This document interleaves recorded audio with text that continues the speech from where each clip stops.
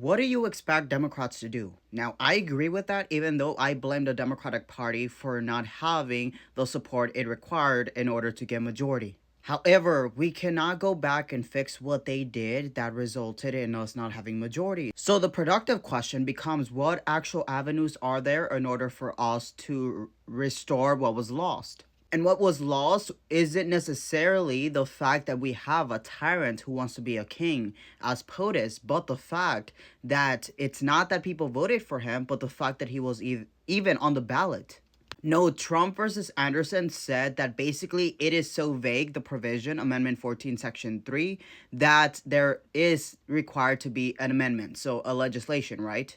Now, plenty of Americans, including progressives, have positioned that this means that we cannot use it again, that we cannot remove him from our reality because of this, when that's untrue. It's untrue because it's either there needs to be a legislation that says that he counts or a vote that says that he doesn't count. Neither has occurred. Now that would make us feel powerless because we don't have majority, and also we don't have a GOP who wants to actually be productive and progressive in regards to the rights and liberties of Americans. They're aligning with the much more coup kind of agenda that advances the MAGA agenda at the sacrifice of the people, right? So we cannot depend on Congress. We can do a quo warranto for the court. However, they are politicized, so eventually it's going to get to a high court that will probably vote in his favor. And in reality, it's going to result in a civil war. So that's always going to be the last resort.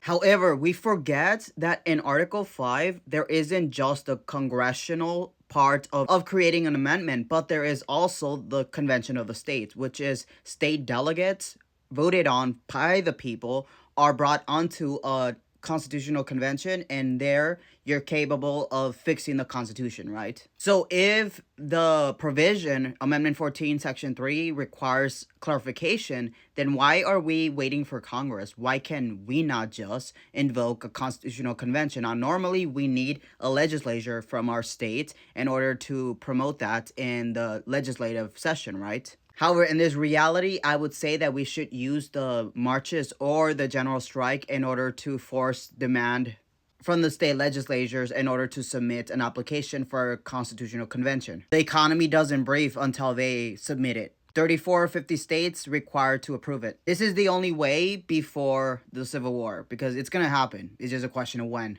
This one is the much more legal route, which is a constitutional convention. No other solution.